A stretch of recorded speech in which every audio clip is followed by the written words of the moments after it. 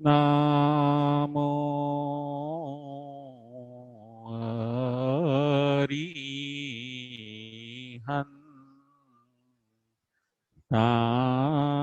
હરિહંતાણમ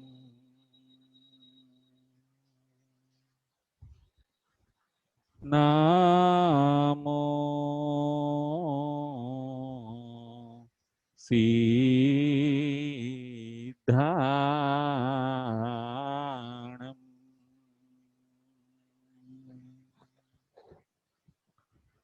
નામો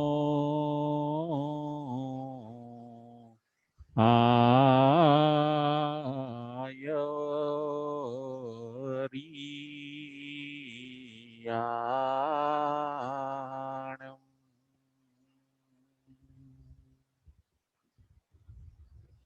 નામો ઉવાજાયાણમ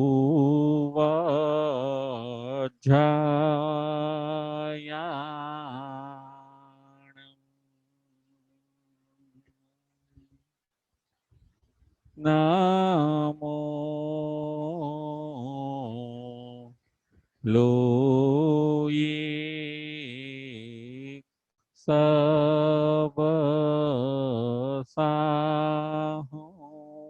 સબસાહુણમ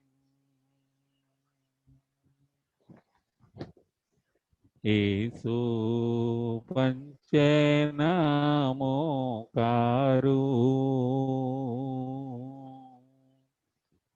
સવ પાવપણાશણો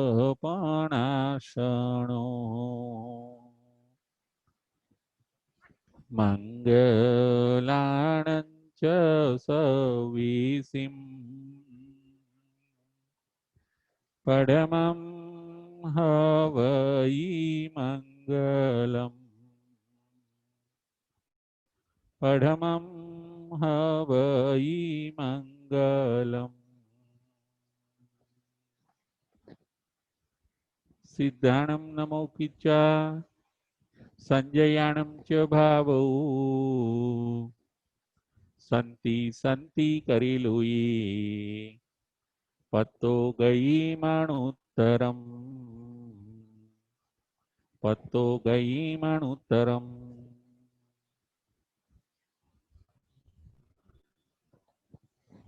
પંચ પરમેષ્ઠી ભગવંતોને ભાવપૂર્વક વંદન નમસ્કાર કરીને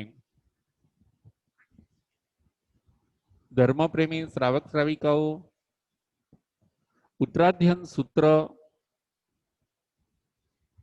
અધ્યયન 18 પ્રવચન નંબર 38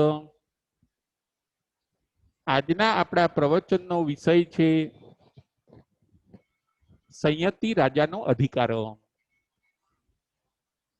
સંયતિ રાજાનો અધિકાર.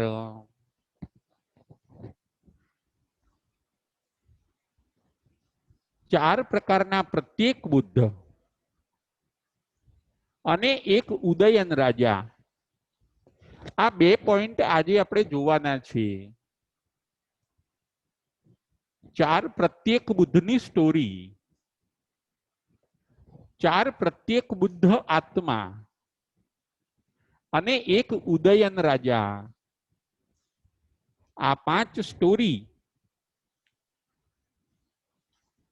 આપણે આજના 18મા અધ્યાયની અંદર જોવાની છે.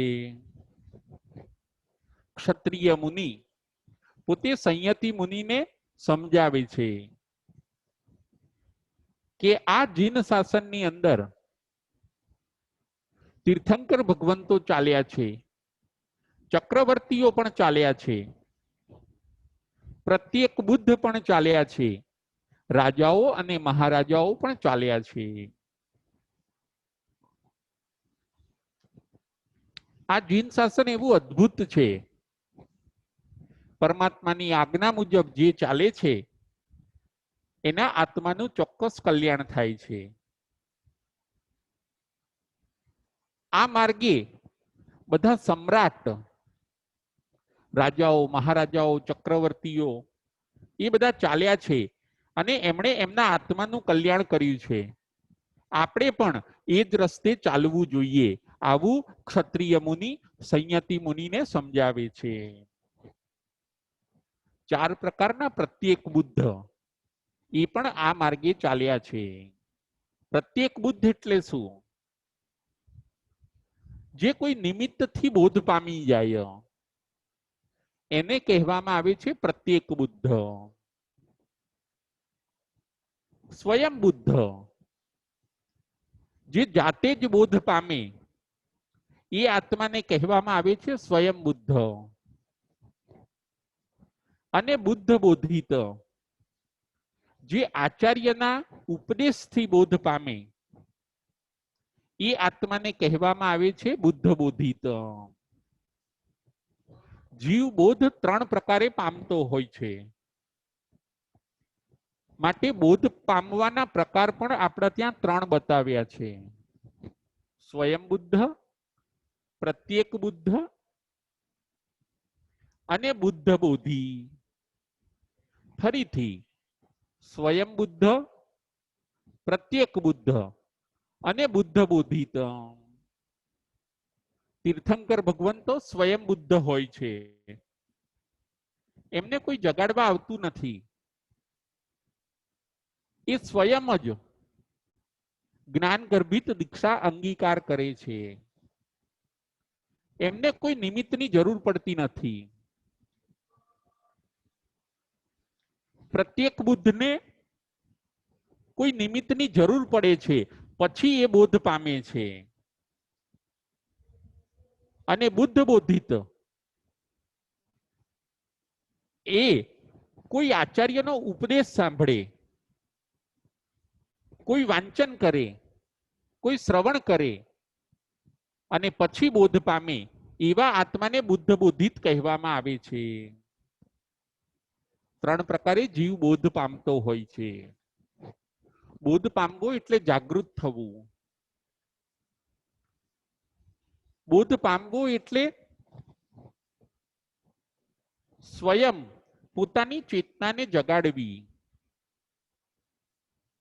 બોધ પામવો એટલે આત્મકલ્યાણ માટે તૈયાર થવું, જાગૃત થવું. સુસુપ્ત અવસ્થામાંથી જાગવું એનું નામ છે બોધ. બોધને આપણે પામવાનો છે. 4 પ્રત્યેક બુદ્ધની સ્ટોરી આપણે આજે જોવાની છે. ક્ષત્રિય મુનિ સંયતિ મુનિને 4 પ્રકારના પ્રત્યેક બુદ્ધની સ્ટોરી કહે છે. કરકંડુ કલિંગેસુ પંચાલેસુ યદુમુહો નમીરાયા વિદેહેસુ ગંધારેસુ યનગઈ. કરકંડુ કલિંગેસુ કરકંડુ રાજા, દ્વિમુખ રાજા, નમી રાજા અને નગઈ રાજા. ફરીથી 4 પ્રકારના રાજા. કરકંડુ રાજા, દ્વિમુખ રાજા, નમી રાજા અને નગઈ રાજા. આ 4 રાજા પ્રત્યેક બુદ્ધ હોય છે. એમને નિમિત્ત મળ્યું, જાગી ગયા, મુનિપણું લીધું અને એ જ ભવની અંદર મોક્ષે ગયા. આવા સુંદર કથાનક આ મહાપુરુષોના આજે આપણે જોવાના છે. કરકંડુ રાજા, કરકંડુ કલિંગેસુ, એ કલિંગ દેશના રાજા હોય છે કરકંડુ. પંચાલ દેશના રાજા છે દ્વિમુખ. વિદેહના રાજા છે નમી રાજા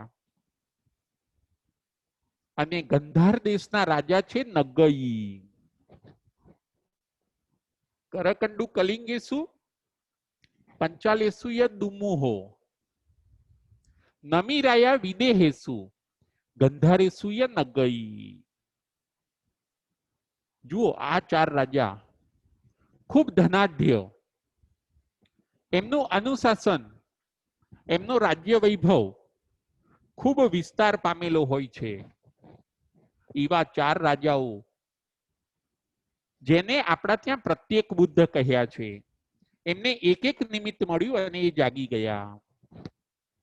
કરકંડુ રાજા, પ્રથમ આપણે એમનું જોઈશું. કરકંડુ રાજા, એમને એક વૃદ્ધ બળદનું નિમિત્ત મળ્યું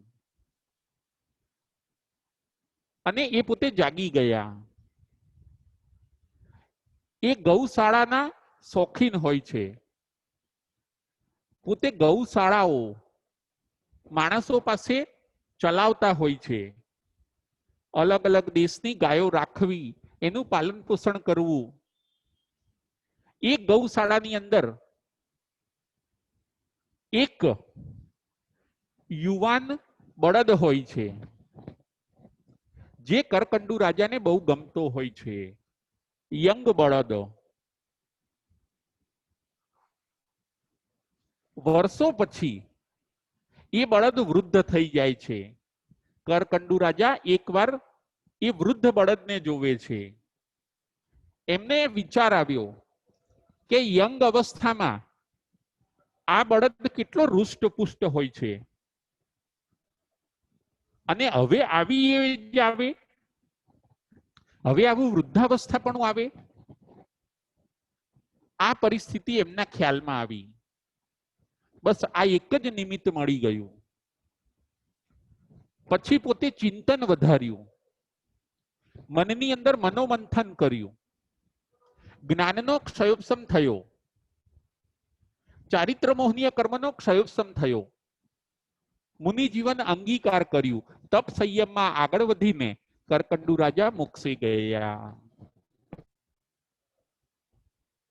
આ હતી સ્ટોરી કરકંડુ રાજાની. બીજા રાજા છે દ્વિમુખ. પંચાલ દેશના રાજા હોય છે દ્વિમુખ. એ રાજા પણ ખૂબ વૈભવ વાળા હોય છે. એમણે એકવાર પોતાના મંત્રીઓને બોલાવ્યા અને કહ્યું કે આપણા રાજ્યની અંદર જે વસ્તુની ઉણપ હોય એ તમે બનાવડાવો. આપણા રાજ્યની અંદર કોઈ વસ્તુની ઉણપ ન રહેવી જોઈએ. મંત્રીઓ કહે છે કે હે રાજા, આપણા રાજ્યની અંદર ખાલી એક ચિત્રશાળા નથી, બાકી બધું જ છે. ચિત્રશાળા, પિક્ચરની ગેલેરી, આર્ટ ગેલેરી ખાલી નથી, બાકી આપણા રાજ્યની અંદર બધું જ છે. દ્વિમુખ રાજા કહે છે તમે ખર્ચનો વિચાર ન કરશો, અદ્ભુત ચિત્રશાળા બનાવો. એ ચિત્ર, એ પિક્ચરો તાદૃશ સજીવ હોય એવું જ લાગવું જોઈએ. મંત્રીઓ બધા કામે લાગ્યા. પેઇન્ટરોને, ચિત્રકારોને બોલાવ્યા. ચિત્રશાળાનું નિર્માણ થયું. ભવ્ય ચિત્રશાળા બનાવી. દ્વિમુખ રાજા ચિત્રશાળા જોવા આવે છે. ચિત્રશાળાનું ઓપનિંગ રાખ્યું. આજે ચિત્રશાળાને ખુલ્લી મૂકવાની હોય છે, એના માટે એક મહોત્સવ રાખ્યો. એ મહોત્સવની અંદર આખા નગરને શણગારવામાં આવ્યું. પંચાલેસુય દુમુહો, નગરી આખી શણગારી. આજે ચિત્રશાળાનું ઓપનિંગ છે. આર્ટ ગેલેરી, પિક્ચરની ગેલેરી, એનું આજે ઓપનિંગ છે. નગરી આખી શણગારી. ચિત્રશાળાને પણ શણગારી છે. ચિત્રશાળાનું જે મેદાન છે, એનું જે ગ્રાઉન્ડ છે, એ ગ્રાઉન્ડની અંદર વચ્ચે એક સ્તંભ રોપવામાં આવ્યો છે. એક લાકડાનો સ્તંભ, થાંભલો. એ થાંભલો બહુ જ કલાત્મક હોય છે, બહુ સુંદર હોય છે. એને કલરથી, વસ્ત્રોથી બહુ સજાવવામાં આવ્યો હોય છે. અને ખરેખર ગ્રાઉન્ડના મિડલમાં રહેલો એ થાંભલો બહુ સુંદર લાગતો હોય છે. આખા ગ્રાઉન્ડમાં તોરણ બાંધેલા છે. રાજા આ બધા દ્રશ્ય જોઈને ઓપનિંગના ટાઈમે ચિત્રશાળા જે ખુલ્લી મૂકવાની છે એવા અવસરે રાજા ખુશાલ થઈ જાય છે કે મારી નગરીમાં જે ઉણપ હતી એ આજે પૂરી થાય છે. રાજા થાંભલો જોવે છે. થાંભલો જોઈને રાજા બહુ રાજી થઈ જાય છે.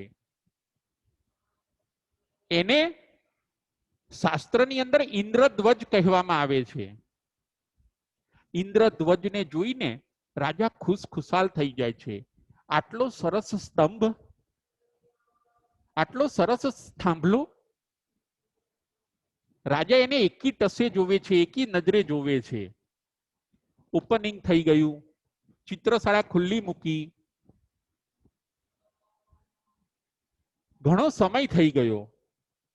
એ વાતને પછી કોઈક વાર રાજા પાછા એ ચિત્રશાળાની મુલાકાતે જાય છે. એમને એમ હોય છે કે હું જઈને પેલો થાંભલો જોઉં.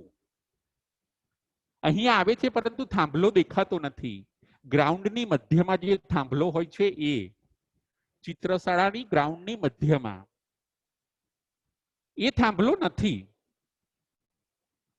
ચિત્રશાળાના માણસોએ ઓપનિંગનું કાર્ય પૂરું થઈ ગયું એટલે એ થાંભલાને કાઢીને એક બાજુ ચિત્રશાળાના ખૂણામાં નાખી દીધો હોય છે. હવે એની જરૂર નથી. એના ઉપર ધૂળ ચડી ગઈ છે. એ થાંભલો ગંદો થઈ ગયો છે. હવે એ થાંભલો પહેલા જેવો નથી. રાજા એ થાંભલાની આવી દુર્દશા જોવે છે અને દુઃખી થઈ જાય છે કે એકવાર આ થાંભલો હું એકી ટસે જોતો હતો, આજે આ થાંભલાની આવી દુર્દશા. દ્વિમુખ રાજાને નિમિત્ત મળી ગયું. ચિંતન ચાલ્યું, મનની અંદર મનોમંથન ચાલ્યું. જ્ઞાનાવરણીય કર્મ અને મોહનીય કર્મનો ક્ષયોપશમ થયો. ચારિત્રની પ્રાપ્તિ સ્વયંમેવ કરી. કર્મનો ક્ષય કરીને દ્વિમુખ રાજા પોતે મોક્ષમાં જાય છે. ત્રીજા રાજા છે નમી રાજા. 9મા અધ્યાયની અંદર આપણે એમની વાત જોઈ ગયા છીએ.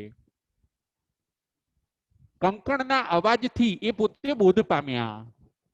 કંકણના અવાજથી એ પોતે બોધ પામ્યા. દેવલોકમાંથી ઇન્દ્ર બ્રાહ્મણના રૂપમાં આવીને એમને 10 પ્રશ્ન પૂછે છે. એ પોતાના વૈરાગ્યની પ્રતીતિ કરાવે છે. 10 પ્રશ્નના ઉત્તર આપે છે.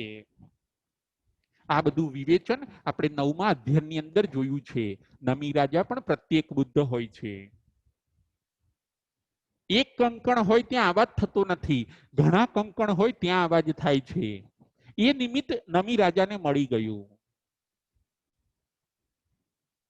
બ્રાહ્મણ રૂપમાં આવેલા ઇન્દ્ર એમને 10 પ્રશ્ન પૂછે છે. એ વૈરાગ્યની પ્રતીતિ કરાવે છે. જ્ઞાન માર્ગે આગળ વધે છે, દીક્ષિત થાય છે. ચારિત્ર ધર્મનો સ્વીકાર કરીને શેષ કર્મનો ક્ષય કરીને નમી રાજા પણ મોક્ષે જાય છે. આ હતા ત્રીજા રાજા. ચોથા નંબરના રાજા છે નગતિ. નગતિ રાજા, એમને નિમિત્ત મળે છે. એમણે એક આંબાનું વૃક્ષ સુકાઈ ગયેલું જોયું. એમના વૈરાગ્યનું નિમિત્ત બન્યું સુકાઈ ગયેલું આંબાનું વૃક્ષ. નગતિ રાજા એકવાર ફરવા માટે જાય છે. માણસો પણ સાથે છે. ત્યારે એ એક આમ્રના વૃક્ષને જોવે છે. આંબાનું વૃક્ષ, લીલા પાન છે, એના ઉપર કેરી છે અને મંજરી પણ છે. મોર, આંબા ઉપર મોર પણ હોય છે. મોરને કહેવામાં આવે છે મંજરી. પાંદડા, મોર, કેરી આ બધું જોઈને, કેરીના નાના મોટા ફળ આ બધું જોઈને રાજા ખુશાલ થઈ જાય છે. એમને એમ થાય છે કે કેટલું બ્યુટીફુલ દ્રશ્ય છે આ, કેટલું સુંદર આ વૃક્ષ છે, આ ટ્રી કેટલું સરસ છે. અને બને છે એવું થોડા સમય પછી જ્યારે રાજા ત્યાંથી નીકળે છે ત્યારે એ વૃક્ષ સુકાઈ ગયું હોય છે. મંજરીની સિઝન પૂરી થઈ ગઈ હોય છે, હવે કેરીની સિઝન પૂરી થઈ ગઈ હોય છે. વૃક્ષ સુકાઈ ગયું હોય છે, ઠૂંઠા જેવું થઈ ગયું હોય છે. એ દ્રશ્ય પણ રાજાને જોવામાં આવ્યું અને એમની ચેતના જાગૃત થઈ. એમના મનની અંદર મનોમંથન ચાલ્યું. શું આવું પણ થઈ શકે છે? આવું પણ હોઈ શકે છે? અને એ ચિંતન મનોમંથન જ્ઞાનમાં પરિણમ્યું. જ્ઞાન ચારિત્રમાં પરિણમ્યું અને ચારિત્ર તપની અંદર પરિણમ્યું. નગતી રાજા જ્ઞાન દર્શન ચારિત્ર અને તપની આરાધના કરીને મોક્ષે ગયા. આપણને એમ થશે કે આવું કેમ બને? પરંતુ આ ચાર રાજાઓએ જે પ્રત્યેક બુદ્ધ છે એ રાજાઓએ ક્યારે દુઃખ જોયું નથી હોતું. દુઃખ તો જોયું નથી હોતું, પરંતુ દુઃખનો પડછાયો પણ એમણે જોયો ન હતો. એક સાઈડ જ એમણે જોયેલી હોય છે, બસ કેવલ સુખ. રાજમહેલમાં રહેવાનું, ગર્ભ શ્રીમંત પોતે રાજમહેલમાં રહેવાનું, ઓલવેઝ બધું સારું જ હોય એવું જ એમણે જોયું હોય. ખોટું, ખરાબ, અશુભ એવું બધું એમણે જોયું ન હોય. એમણે વન સાઈડ જ એમનો ઉછેર થયો હોય છે. પછી જ્યારે એમને બીજી સાઈડ જોવામાં આવે ત્યારે એ પોતે અચરજ પામી જતા હોય છે કે વાસ્તવિકતા શું આવી છે. એમણે એમની લાઈફમાં એક જ સાઈડ એમણે જોયેલી હોય છે. એમને એમ જ હોય કે ના, બસ જીવનમાં સુખ જ છે, મહેલમાં રહેવાનું, વસ્તુઓ જોઈએ ત્યારે મળી જાય. એમણે ગરીબી ન જોઈ હોય, એમણે વસ્તુની અછત ન જોયું હોય, એમણે ઘડપણ, રોગ આ બધું આ રાજાઓએ જોયું હોતું નથી. એમનો ઉછેર રાજમહેલોમાં થતો હોય છે. એક એક રાજાને સાચવવા માટે કેટલી કેટલી રાજમાતાઓ હોય છે, કેટલી કેટલી ધાવ માતાઓ હોય છે. વન સાઈડ જ એમનો ઉછેર થયો હોય છે. દુઃખ કે દુઃખનો પડછાયો આ બધા રાજાઓએ જોયો હોતો નથી. અને જ્યારે એમને બીજી સાઈડ જોવામાં આવે છે કે દુનિયામાં એકલું સુખ જ નથી, પરંતુ દુનિયામાં દુઃખ પણ છે. દુનિયાની અંદર ખાલી નિરોગી પણ જ નથી, દુનિયાની અંદર રોગીઓ પણ છે. દુનિયામાં ખાલી યુવાન અવસ્થા જ નથી, પરંતુ વૃદ્ધાવસ્થા પણ છે. આવું બધું જ્યારે એમને જોવામાં આવે છે ત્યારે એ હળુકર્મી આત્માઓ જાગી જતા હોય છે. આપણને પણ આવા નિમિત્તો જોવા માટે ઘણા મળે છે. આવા બધા નિમિત્તોને જોઈને આપણે જાગવાનું છે. જે આ રાજાઓને નિમિત્ત મળ્યા એનાથી પણ અઢળક નિમિત્તો આપણને મળે છે. આપણે દુઃખને જોયું છે, દુઃખને અનુભવ્યું છે, છતી પણ હજી આપણી ચેતના જાગતી નથી. હજી આપણે બોધને પામતા નથી. કે છે ને, લાખો નિમિત્ત જોવા આ નજરે મળે, લાખો નિમિત્ત જોવા આ નજરે મળે, છતાં પણ આપણો આત્મા જાગતો નથી.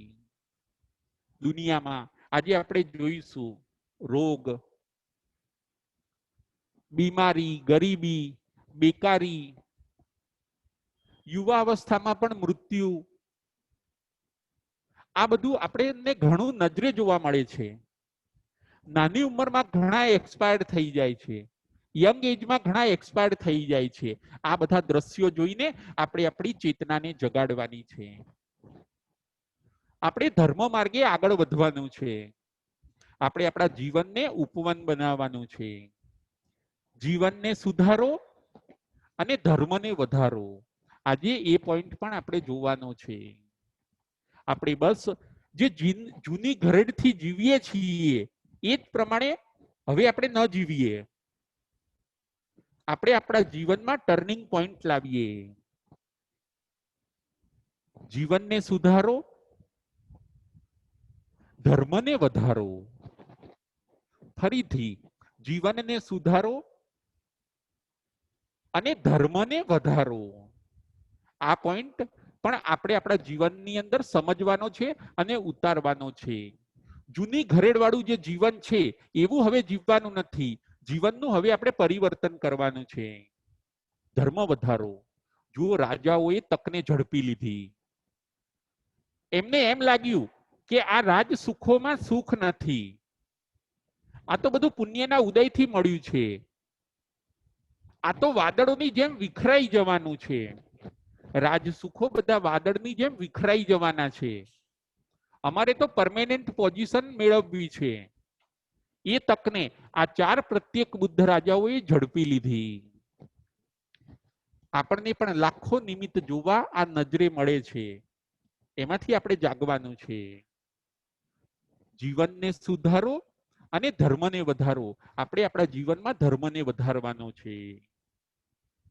ધર્મ કરવો એટલે જેની જે ડ્યુટી છે એને બરાબર આપણે બજાવવી, એનું નામ છે ધર્મ વધાર્યો. તમે પુત્ર ધર્મ બજાવો,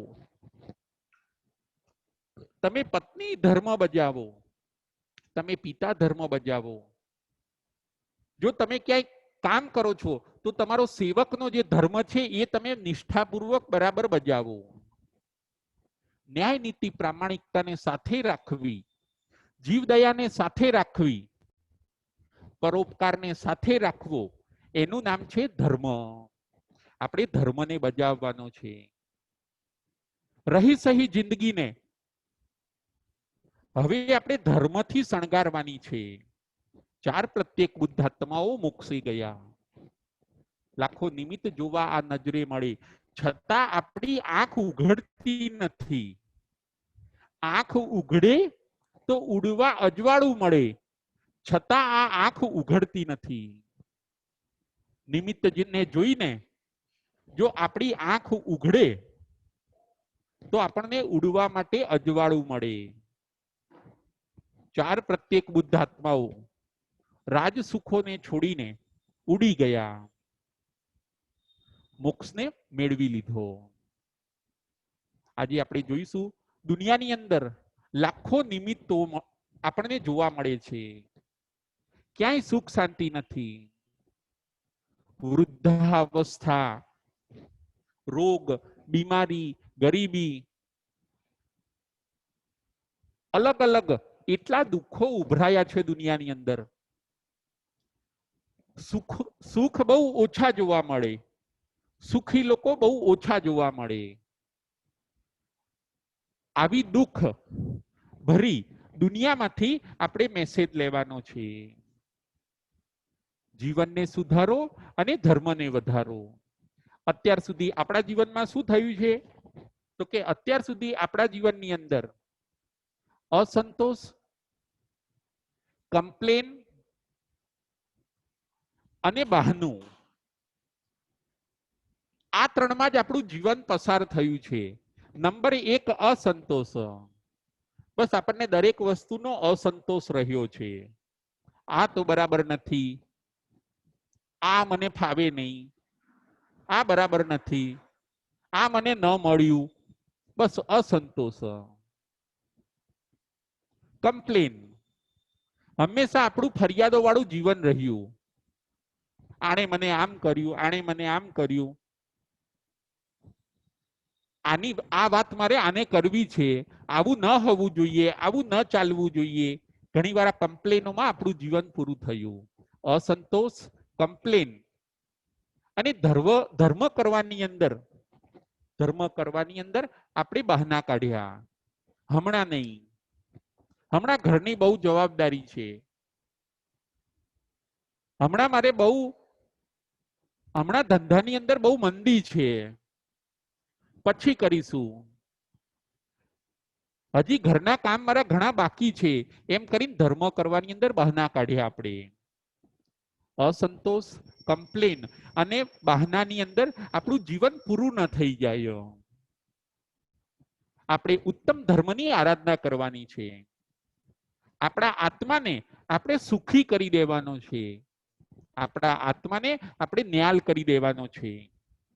બધી ફરજો બજાવીએ, ઘરના બધા કામકાજ કરીએ, એની ના નથી.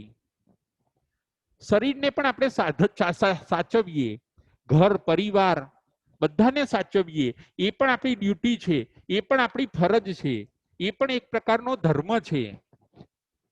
પરંતુ અંદરથી અંતરાત્માને જગાડીને આપણે જ્ઞાન ધ્યાનની અંદર ખૂબ આગળ વધવાનું છે. આ મહાપુરુષો જે રસ્તે ચાલ્યા એ રસ્તે આપણે ચાલવાનું છે.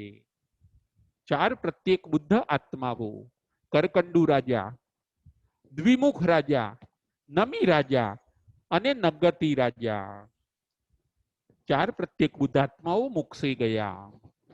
ક્ષત્રિય મુનિ સંયતિ મુનિને આવું સરસ સમજાવે છે. આપણે આપણી ચેતનાને જગાડીએ, દરેક જગ્યાએથી આપણે મેસેજ લઈએ. આ વિશ્વ એ આખી પાઠશાળા છે. આપણે આળસ પ્રમાદની અંદર આપણું જીવન પૂરું ન કરીએ. મનુષ્યનું જીવન એ મોક્ષની આરાધના કરવા માટે મળ્યું છે. મનુષ્યનું જીવન એ આપણને પરમેનન્ટ સુખ શાંતિ મેળવવા માટે મળ્યું છે. એ ચાન્સ અહીંયા મનુષ્ય ગતિમાં જ છે. બાકીની 3 ગતિ, નરક ગતિ, તિર્યંચ ગતિ અને દેવ ગતિની અંદર એ ચાન્સ, એ તક નથી. બીજું આગળ દ્રષ્ટાંત બતાવે છે ઉદયન રાજાનું. ઉદયન રાજા 12 વ્રતધારી શ્રાવક છે પોતે. એ ઉદયન રાજા સુરવીર રાજાઓમાં શ્રેષ્ઠ હોય છે. અમુક સુરવીર રાજાઓ હોય છે, સુરવીરમાં પણ સુરવીર, એવા આ ઉદયન રાજા હોય છે. ભગવાન મહાવીર સ્વામીના સમયમાં એમણે 12 વ્રત અંગીકાર કર્યા હોય છે. એકવાર રાત્રે ધર્મ જાગરણ કરતા કરતા એ ઉદયન રાજા પોતે વિચાર કરે છે કે જો ભગવાન મહાવીર સ્વામી આ મારા સિંધુ સોવીર દેશમાં પધારે, આ વિતભય નગરીની અંદર જો ભગવાન મહાવીર સ્વામી પધારે તો હું એમની પાસે દીક્ષા લઉં. ઉદયન રાજા પોતે વિચારે છે. ઔષધની અંદર એ વખતે ભગવાન મહાવીર સ્વામી ચંપાપુરીમાં વિચરતા હોય છે. ભગવાન મહાવીર સ્વામી ઉદયન રાજાના મનની વાત જાણે છે. ભગવાન વિહાર કરીને ચંપાપુરીથી વિતભય નગરી પોતે પધારે છે. સિંધુ સોવીર દેશ, વિતભય નગરી. ઉદયન રાજા જેના હાથ નીચે 10 બળવાન રાજાઓ, મુકુટબંધી રાજાઓ જેના હાથ નીચે કાર્ય કરતા હોય છે, જેના રાજ્યનો ભાર 10 મુકુટબંધી રાજાઓ સંભાળતા હોય છે, એવા ઉદયન રાજા સમકીતી આત્મા છે. 12 વ્રત અંગીકાર કરેલા છે. ભગવાન મહાવીર સ્વામી ચંપાપુરીથી વિતભય નગરી પધાર્યા. ઉદયન રાજા પોતે દર્શન કરવા જાય છે. ભગવાન દેશના આપે છે. દેશના આપ્યા પછી એ ભગવાનને વંદન નમસ્કાર કરીને કહે છે કે હે ભગવાન, મારે દીક્ષિત થવું છે. ભગવાન મહાવીર સ્વામી કહે છે આપને સુખ ઉપજે એમ કરો, પરંતુ સારા કાર્યની અંદર વિલંબ ન કરો. હું ઘરે જઈને આવું, મારા પુત્રને રાજ્ય ગાદી, રાજગાદ બધું સોંપી દઉં, મારે દીક્ષિત થવું છે. ભગવાનની રજા લઈને ઉદયન રાજા પોતે પાછા રાજમહેલમાં જાય છે. રાજમહેલમાં આવીને ઉદયન રાજા પોતે વિચારે છે કે હવે મારે સમય માત્રનો વિલંબ કરવો નથી, શેષ કર્મોને ક્ષય કરવા છે. જો ઉદયન રાજા પણ એ જ ભવની અંદર મોક્ષે જાય છે. 5 આત્માઓના આજે આપણે જીવન ચરિત્ર જોવાના છે. એ 5 આત્માઓ એ ભવની અંદર મોક્ષે જાય છે. 4 પ્રત્યેક બુદ્ધ આત્મા અને એક છે ઉદયન રાજા. એ 5 મહાપુરુષોના જીવનને આજે આપણે આ પ્રવચનની અંદર જોવાના છે. આજના આપણા પ્રવચનનો વિષય છે સંયતિ રાજાનો અધિકાર. આ બધી સ્ટોરી, આ બધી વાર્તા ક્ષત્રિય મુનિ એ પોતે સંયતિ મુનિને કહે છે કે આ માર્ગ ઉપર સમ્રાટો ચાલ્યા છે, આ રાજમાર્ગ છે, આ મોક્ષનો માર્ગ છે, આ શાશ્વતો માર્ગ છે. ભૂતકાળમાં આ માર્ગે ચાલીને અનંત આત્માઓ મોક્ષે ગયેલા છે. એ માર્ગે આપણે ચાલવાનું છે. ઉદયન રાજા પોતે રાજમહેલમાં આવ્યા, વિચાર કરે છે. એમના પુત્રનું નામ છે અભિજી કુમાર. ઉદયન રાજા વિચારે છે કે મારો પુત્ર, એને જો હું રાજ્ય ગાદીએ બેસાડીશ તો એ પાછો રાજસુખોમાં આસક્ત થઈ જશે, મૂર્છિત થશે અને એમાં આસક્ત થવાથી એની દુર્ગતિ થશે. માટે મારે એવું કરવું નથી. એને હું રાજગાદીએ ન બેસાડું. અભિજી કુમાર એમનો પુત્ર હોય છે. ઉદયન રાજા બહુ વિચક્ષણ હોય છે. એના કરતા એવું કરું હું, મારો જે ભાણેજ, બહેનનો દીકરો જે ભાણેજ કેસી કુમાર છે, એને હું રાજ્ય ગાદીએ બેસાડું. એ રાજસુખોમાં આસક્ત થાય એવો નથી. એ નિર્લેપ ભાવે બધું હેન્ડલ કરી શકશે. એ રાજસુખોમાં લેપાશે નહીં. બજાવવા ખાતર કર્તવ્ય બજાવીને સમય મળવા પર એ રાજસુખોને છોડીને એ પોતાના આત્માનું કલ્યાણ કરે એવો છે. એટલે હું કેસી કુમારને રાજગાદીએ બેસાડું. જુઓ, ઉદયન રાજા બુદ્ધિશાળી છે. પોતાના પુત્ર અભિજી કુમારને રાજગાદીએ બેસાડતા નથી. પોતાના ભાણેજ કેસી કુમારને રાજગાદી સોંપી દે છે, રાજ્યાભિષેક કરી કાઢે છે. પોતાના પુત્ર અભિજી કુમારને ખોટું લાગ્યું.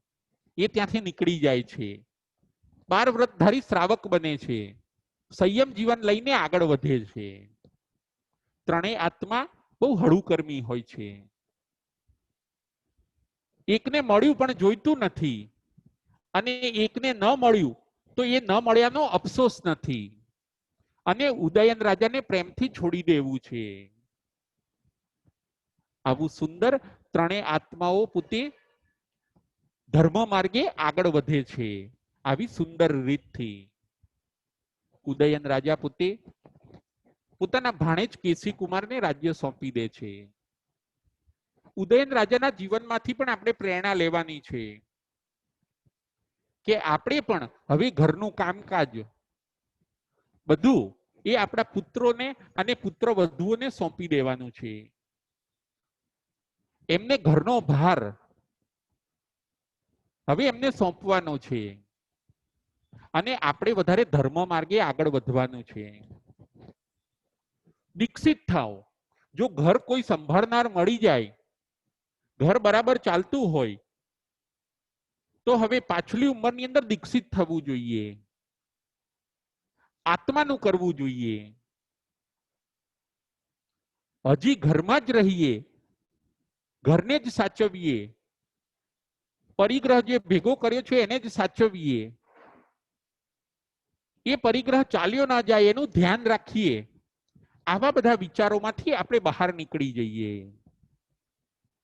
બની શકે તો ત્યાગ માર્ગે આવી જાઓ. જેમાં રાજાઓ, મહારાજાઓ, ચક્રવર્તીઓ ત્યાગ માર્ગે આવી ગયા, સર્વવીરતીપણામાં આવી ગયા, એમ ઘર જો કોઈ સંભાળનાર હોય તો એને સોંપીને તમે સર્વવીરતીના માર્ગે આવી જાઓ. કદાચ શરીર અશક્ત બન્યું હોય અને મુનિ જીવન આપણે ન લઈ શકીએ, તો ઘરમાં રહો તો પણ અનાસક્ત ભાવે રહો. બધી જવાબદારી હવે બીજાને સોંપી દો. બીજા સંભાળે છે, બહુ સારું. મારે હવે નિવૃત્ત થવું છે. સંસારની પ્રવૃત્તિઓમાં જરૂર પડે ત્યાં હું ચોક્કસ કામે લાગીશ, કામમાં આવીશ, પરંતુ હવે જો બીજા સંભાળી શકતા હોય તો મારે નિવૃત્ત થવું છે. વૃદ્ધાવસ્થામાં હવે તમે નિવૃત્ત થાવ. પુત્રોને અને પુત્ર વધુઓએ પણ એ ધ્યાન રાખવાનું છે કે હવે તમે વડીલોને નિવૃત્ત કરો. તમે તમારા યંગસ્ટર બધા પુત્રો અને પુત્ર વધુઓ જો પોતાના કામમાં બહુ બિઝી રહેશે તો ઓલ્ડ લોકો બિચારા ઘર સંભાળવામાંથી ઊંચા નહીં આવે. માટે યંગસ્ટરોએ પણ સમજવાની જરૂર છે. એ પોતે ભૌતિકતામાં, પોતાના મોજ શોખમાં, લેપટોપ, ટીવી, મોબાઈલમાં એટલા બિઝી રહેશે કે એ લોકો ઘરમાં ઓછું ધ્યાન આપશે. પછી થશે શું કે જે વડીલો છે ઘરના, એમણે જ ઘરની અંદર ધ્યાન આપવું પડે છે, એમણે જ ઘરને સાચવવું પડે છે, એમણે જ ઘરને સંભાળવું પડે છે. પછી એવું બને છે કે એ લોકો ધર્મમાં ધ્યાન ઓછું આપી શકે. યુવાનો અને વૃદ્ધાવસ્થા વચ્ચે આવો જો સુમેળ બરાબર થાય, યુવાનો જો ઘરની જવાબદારી બરાબર સંભાળે તો વૃદ્ધો નિવૃત્ત થઈ શકે. હજી આપણે ધર્મ કરીને આપણા આત્માનું સુધારી શકીએ એમ છીએ. ઉદયન રાજાએ પોતાના ભાણેજ કેસી કુમારને રાજ્ય સોંપી દીધું. તમે બીજાને તમારી જવાબદારી સોંપી દો, તમે ખાલી ધ્યાન રાખો, ખાલી જ્ઞાતા દ્રષ્ટા રહો, પરંતુ હવે ઘરના કામોમાં, સંસારના કામોની અંદર આપણે બહુ ઇન્વોલ્વ થવું નથી. ઉદયન રાજાના જીવનમાંથી આપણે આ મેસેજ લેવાનો છે.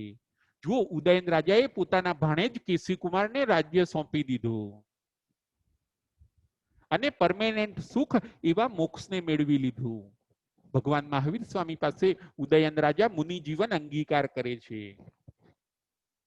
જ્ઞાન દર્શન ચારિત્ર તપની આરાધના કરીને, સર્વ કર્મનો ક્ષય કરીને ઉદય રાજા પોતે મોક્ષે જાય છે. આ બધી વાતો આપણી ચેતનાને જગાડવા માટે છે. સંયતિ મુનિને ક્ષત્રિય મુનિ આ બધું સમજાવે છે. આપણે પણ આપણી ચેતનાને જગાડવાની છે.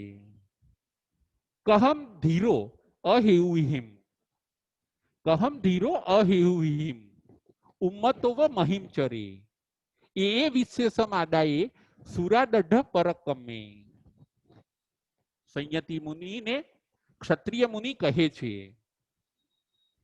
કે શા માટે આપણે ઉન્મત્ત બનીને આપણા મનથી ચાલવું જોઈએ. આપણે અહેતુવાદનો ત્યાગ કરવો જોઈએ. હવે આપણે આપણા મનથી ચાલવાનું નથી. એ વિશેષમ આદાય સુરાદઢ પરકમે.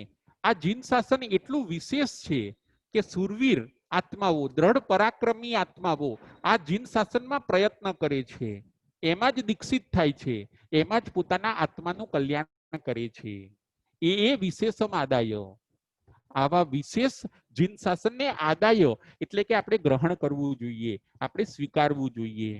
આ શાસન મળ્યું કે મળશે, આ શાસનની અંદર આપણે આપણું આસન જમાવવું જોઈએ. આવું સરસ ક્ષત્રિય મુનિ સંયતિ મુનિને કહે છે. કહમ ધીરો અહેઉહિમ. આપણે 4 પ્રકારના જે વાદી બતાવ્યા, મિથ્યાવાદી, વિનયવાદી, અજ્ઞાનવાદી, ક્રિયાવાદી ને અક્રિયાવાદી, એમાં આપણે ન પડવું જોઈએ. આપણે અનેકાંતવાદનો સહારો લેવો જોઈએ. અને આ બધા મહાપુરુષો, ચક્રવર્તીઓ, રાજાઓ જે રસ્તે ચાલ્યા એ રસ્તે આપણે ચાલીને આપણે પણ આપણા આત્માનું કલ્યાણ કરવું જોઈએ. અને આવું કરવાથી એ પોતે 54મી ગાથામાં બતાવે છે કે સિદ્ધે હવઈ નિરયે, કે આવું જ કરવાથી દરેક આત્મા સિદ્ધ બને છે. નિરયે એટલે કે કર્મની રજથી રહિત બને છે. સંયતિ મુનિને આવું ક્ષત્રિય મુનિ સરસ સમજાવે છે. આજે આપણે 4 પ્રત્યેક બુદ્ધ આત્માઓના જીવન ચરિત્ર જોયા. કરકંડુ રાજા, દ્વિમુખ રાજા, નમી રાજા અને નગઈ રાજા. આ 4 પ્રત્યેક બુદ્ધ આત્મા હોય છે. ઉદયન રાજા, એમની પણ આપણે સ્ટોરી જોઈ. ઉદયન રાજા પણ દીક્ષિત થયા. આગળ બીજા ત્રણ રાજાઓના નામ પણ ક્ષત્રિય મુનિ બતાવે છે. એ પણ દીક્ષિત થયા અને મોક્ષે ગયા. એ કયા ત્રણ રાજા? તો કે કાશી રાજા, વિજય રાજા અને મહાબલ રાજા. એ પણ આ પરમાત્માના માર્ગે ચાલ્યા. આ જીન શાસનને અંગીકાર કરીને એ આત્માઓ પણ મોક્ષે ગયા. ખરેખર આવા સુંદર ભાવોને, સંયતિ રાજાના આવા અધિકારને આપણે આત્મસાત કરવાનો છે. ક્ષત્રિય મુનિ સંયતિ મુનિને આ બધું સુંદર સમજાવે છે.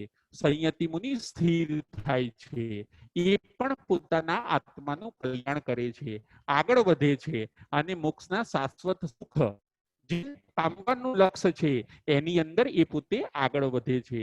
આવા સુંદર ભાવોને આપણે પણ આત્મસાત કરવા છે. ઉત્તરાધ્યાન સૂત્ર પરમાત્માની અંતિમ દેશના એના સુંદર ભાવોને જે આત્માઓ ગ્રહણ કરશે, જીવનમાં ઉતારશે, એ ચોક્કસ પોતાના આત્માનું કલ્યાણ કરશે. બોલો મહાવીર સ્વામી ભગવાન કી જય.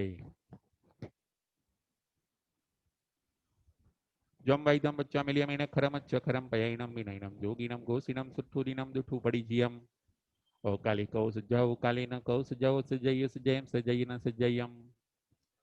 એમ ગણતા ગણતા ચિંતાવતા જ્ઞાનના 14 અધિકાર માયલો કોઈ પણ અધિકાર મને કે તમને લાગ્યો હોય તો અરિહંતનંદ સિદ્ધ કેવડી ભગવાન આપની સાક્ષી એ તસમિત છામી દુકડમ. હવે પ્રશ્નોત્તરી.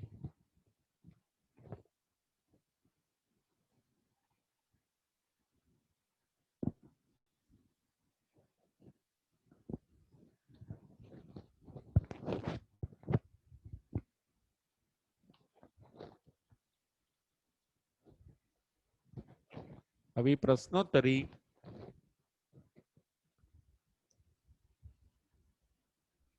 ચાર પ્રત્યેક બુદ્ધના નામ, ચાર પ્રત્યેક બુદ્ધ આત્માના નામ.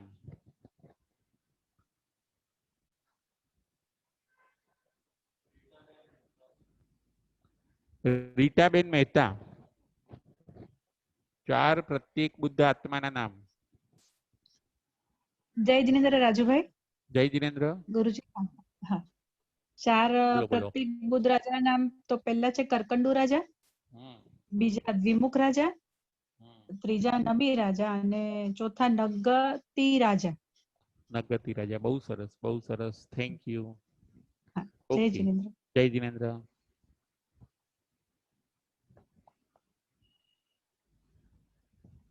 ચાર પ્રત્યેક બુદ્ધ આત્માને કયા કયા નિમિત્ત મળ્યા? ચાર પ્રત્યેક બુદ્ધ આત્માને કયા કયા નિમિત્ત મળ્યા? બકુલાબેન શાહ. હેલો. હા, જય જિનેન્દ્ર. જય જિનેન્દ્ર. બોલો, બોલો. સાતામાં છો ગુરુદેવ? હા હા, સાતામાં, સાતામાં. કરકંડુ રાજાને વૃદ્ધ બળદનું નિમિત્ત મળ્યું. બરાબર. પછી દ્વિમુખ રાજાને ચિત્રશાળામાં થાંભલાનું મળ્યું. બરાબર છે. બરાબર. અને નમી રાજાને કંકણના અવાજનું મળ્યું. બરાબર છે. અને નગઈ રાજાને આંબાના વૃક્ષનું ઠૂઠું જોઈને નિમિત્ત મળ્યું. બરાબર છે. ફરીથી એકવાર. બહુ સરસ. ફરીથી એકવાર. કરકંડુ રાજાને વૃદ્ધ બળદનું નિમિત્ત મળ્યું. પછી દ્વિમુખ રાજાને થાંભલાનું બરાબર નિમિત્ત મળ્યું. નમી રાજાને કંકણના અવાજનું અને નગઈ રાજાને આંબાના વૃક્ષ ઠૂઠું જોઈને. બરાબર છે. આંબાના ઠૂઠું જોઈને. બરાબર છે. અને ચારે રાજાઓ દીક્ષિત થઈને ક્યાં ગયા? ચારે રાજાઓ દીક્ષા લઈને મોક્ષમાં ગયા. બરાબર છે. બહુ સરસ. એ જ ભવે મોક્ષે ગયા. બરાબર છે. હવે બોધ પામવાના ત્રણ પ્રકાર કયા? બોધ પામવાના ત્રણ પ્રકાર. રાજેન્દ્રભાઈ સંઘવી. બોધ પામવાના ત્રણ પ્રકાર. જય જિનેન્દ્ર. જય જિનેન્દ્ર. પહેલો પ્રકાર છે સ્વયં બુદ્ધ, બીજો પ્રત્યેક બુદ્ધ અને બુદ્ધ બોધિત્વ. બરાબર છે. ત્રીજો પ્રકાર છે બુદ્ધ બોધિત્વ. બરાબર છે. હવે એના દ્રષ્ટાંત આપો. દ્રષ્ટાંત આપો. સ્વયં બુદ્ધ. તીર્થંકર ભગવાન સ્વયં બુદ્ધ હોય છે. બરાબર. પ્રત્યેક બુદ્ધ અને નિમિત્તની જરૂર હોતી નથી. નિમિત્ત મળે તો થાય છે. મળે છે એટલે પોતાની જાતે જ થઈ શકે. પણ નિમિત્ત મળે એટલે થાય. એ બરાબર છે. એક બુદ્ધને કોઈ અને નિમિત્ત બુદ્ધ મળે બુદ્ધિ એટલે અને બુદ્ધ બોલીને પોતાની મેરેજ ના બુદ્ધિ બોલીને ગુરુ અથવા આચાર્ય કે કોઈની એમ પ્રેરણા મળે એનાથી થાય છે. બરાબર છે, એનાથી એ લોકો બોધ પામે છે. બોધ પામે છે. બરાબર છે, બુદ્ધ બોધિત, રાઈટ, બહુ સરસ. જય શ્રી હવે ઉદયન રાજા, ઉદયન રાજાની ના દેશનું નામ અને નગરીનું નામ શું હોય છે? ઉદયન રાજાનો દેશ અને નગરી એનું નામ શું હોય છે? મિતુબેન શાહ.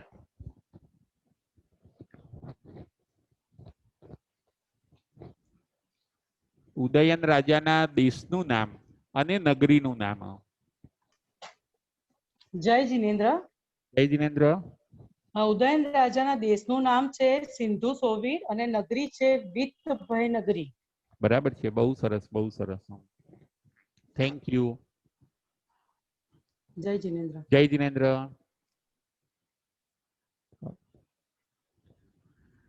ઉદયન રાજાએ પૌષદ શાળામાં કયો સંકલ્પ કર્યો? મધ્યરાત્રિએ ઉદયન રાજાએ પૌષદ શાળામાં કયો સંકલ્પ કર્યો? રાજેન્દ્રભાઈ શેઠ. પ્રણામ ગુરુજી. પ્રણામ. એમને એવો સંકલ્પ કર્યો કે ભગવાન મારા નગરમાં પધારે તો એમની સાથે 12 વર્ષ ધારિત શ્રાવક હતા તેમની સાથે દીક્ષા લઈને હું જીવન આગળ વધારું. બરાબર છે, હું દીક્ષિત થઈને આગળ વધું. ભગવાન મહાવીર સ્વામી જો અહીંયા પધારે તો બહુ સરસ છે. ભગવાન કઈ નગરીમાંથી વિત્તભય નગરીમાં પધાર્યા? ભગવાન ઉદયન રાજાને દીક્ષા આપવા માટે ભગવાન મહાવીર સ્વામી કઈ નગરીમાંથી વિત્તભય નગરીમાં પધાર્યા ઉદયન રાજાને દીક્ષા આપવા માટે? રીટાબેન મહેતા. ચંપાપુરી નગરીમાંથી. બરાબર છે, ચંપાપુરી નગરીમાંથી ત્યાં પધાર્યા. ભગવાન મહાવીર પધાર્યા. હા, રાઈટ, રાઈટ, બરાબર છે. પછી ઉદયન રાજાએ પોતાના પુત્રને રાજ્ય ના આપ્યું અને ભાણેજને રાજ્ય આપ્યું, આવું કેમ કર્યું? ઉદયન રાજાએ પોતાના પુત્રને રાજ્ય ના આપ્યું અને ભાણેજને રાજ્ય આપ્યું. બકુલાબેન શાહ. જય જિનેન્દ્ર. જય જિનેન્દ્ર. સાતામાં છું. હા, બોલો બોલો. ઉદયન રાજાએ પોતાના પુત્ર ન આપ્યું કારણ કે તેઓ જાણતા હતા કે જો મારા પુત્રને હું રાજ્ય આપીશ તો તે મોજ શોખમાં પડી જશે અને આરામ સમારંભમાં રહેશે તો ક્યારેય એના આત્માનું કલ્યાણ નહીં કરી શકે. બરાબર. જ્યારે એમને કેસી ભાણેજને રાજ્ય આપ્યું ત્યારે તેમને વિચાર્યું કે આ કેસી ભાણેજ તો એવા છે કે કામ કરીને નીકળી જશે, જ્યારે સમય આવશે ત્યારે બધું છોડીને એ પોતાના આત્માનું કલ્યાણ કરી શકશે. માટે કામ કરવા ખાતર કરશે પણ એમાં ઓતપ્રોત નહીં થઈ જાય. જ્યારે છોડવાનું આવશે ત્યારે છોડી દેશે. બરાબર. એટલે એમને એમના ભાણેજને રાજ્ય આપ્યું. બરાબર છે. ઉદયન રાજાએ આ બરાબર કર્યું કે ખોટું કર્યું? એ સાચું કર્યું, બહુ સાચું કર્યું. પોતાના પુત્રનું ભલું ઈચ્છું. બરાબર છે, બરાબર છે. અત્યારના માતા પિતા શું કરતા હોય? અત્યારના માતા પિતા છોકરાઓને બગાડે છે માતા પિતા. બરાબર છે, બરાબર છે. અત્યારે આ ઉદયન રાજાના જીવનમાંથી આ મેસેજ લેવાનો છે. હા, આપણે બધું હવે નિવૃત્ત થઈ જવાનું, પુત્ર ને પુત્ર વધુને આપીને બધું સોંપી દેવાનું. હા, બરાબર છે, બરાબર છે. આપણે આપણા ધર્મમાં આગળ નીકળી જવાનું. બરાબર છે, બરાબર છે. ઘણી વાર આપણે શું થાય કે કુટુંબનો મોહ આપણને નીકળવા નથી દેતો. બકુલાબેન, એવું થાય. બરાબર છે, બહુ હોય છે આપણે. હા, ઉદયન રાજાએ 2 સરસ કામ કર્યા. પોતે નીકળી ગયા અને પાછું પોતાના પુત્રનું પણ હિત વિચાર્યું એમણે. વિચારીને કર્યું કામ એમને. હા, કે નહીં, એમણે જોયું કે ભાણેજ નિર્લેપ રહે એવો છે કે એટલે પછી ભાણેજને આપ્યું. તો બરાબર છે. અને બહુ સરસ, બહુ સરસ. એટલે ઉદયન રાજાના જીવનમાંથી પણ આપણે આ મેસેજ લેવાનો છે. બહુ સરસ. જય જિનેન્દ્ર. આજે આપણે કેટલા, છેલ્લો પ્રશ્ન, આજે આપણે કેટલા પોઈન્ટ ઉપર વિચાર કર્યો? આજે આપણે કેટલા પોઈન્ટ ઉપર વિચાર કર્યો?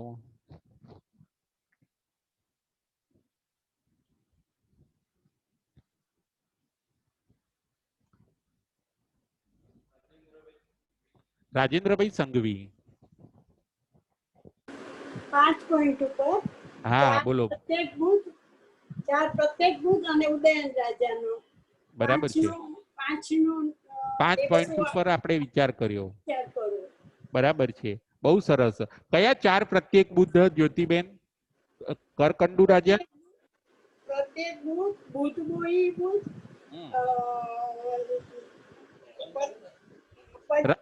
પાછા આવડે છે. પ્રત્યેક હા બુધ બોઈ બુધ સ્વયં બુધ બરાબર અને છે. ચોથા 3 કયા પ્રકાર, 3 પ્રકાર, બરાબર છે, 3 પ્રકાર. અને ઉદયન રાજાનો અધિકાર. હા એમાં ઉદયન રાજા પોતાના પુત્રને નથી રાખી આપતા, ભાણેજને આપીને પોતે એમ નિર્લેપ માને છે, પોતાના પુત્રને આપે છે, પોતાના ભાણેજને આપે છે રાજ્ય. બરાબર છે, બરાબર. આપણે પણ એમાંથી લેવાનું છે કે આપણે ના એમાં લેપાઈ જઈએ. બરાબર આપણે છે, આપણા સંતાનોમાં જ લેપાઈ જતા હોઈએ છીએ. બરાબર છે, બરાબર છે. આપણે સંતાનોનું પણ આત્માનું હિત એ ઈચ્છવાનું. તો જોવું જોઈએ. હા, આપણે ધર્મ માર્ગે ચાલવાનું, બાળકોને પણ ધર્મ શીખવાડવાનો. જ્યોતિબેન આપણે હા, બરાબર છે. બરાબર છે. હવે છેલ્લો પ્રશ્ન, આપણને નિમિત્તો કેટલા જોવા મળે છે આ દુનિયાની અંદર? આપણે જો જાગવું હોય તો આપણને નિમિત્તો કેટલા બધા જોવા મળે છે? કયા કયા નિમિત્તો જોવા મળે છે આપણને?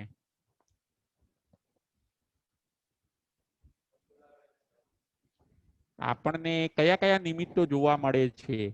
આપણને કેટલા નિમિત્તો જો આપણે જાગવું હોય તો જોવા મળે છે? બકુલાબેન શાહ. જય જિનેન્દ્ર. જય જિનેન્દ્ર. આપણને લાખો નિમિત્ત મળે છે. બરાબર છે. હવે કયા હા કયા બકુલાબેન આપણે જો જાગવું હોય તો હા, આપણને કયા કયા? હા ગરીબી, વૃદ્ધાવસ્થા, અકાળે મૃત્યુ, બરાબર છે. યુવાનનું મૃત્યુ, આવા ઘણા ઘણા આપણને કારણો મળે છે, નિમિત્ત મળે છે. બીમારી જો જોવા, જાગવું હોય તો બીમારી જોવા મળે, બીમારી, રોગો, રોગો. રોગી, બરાબર છે.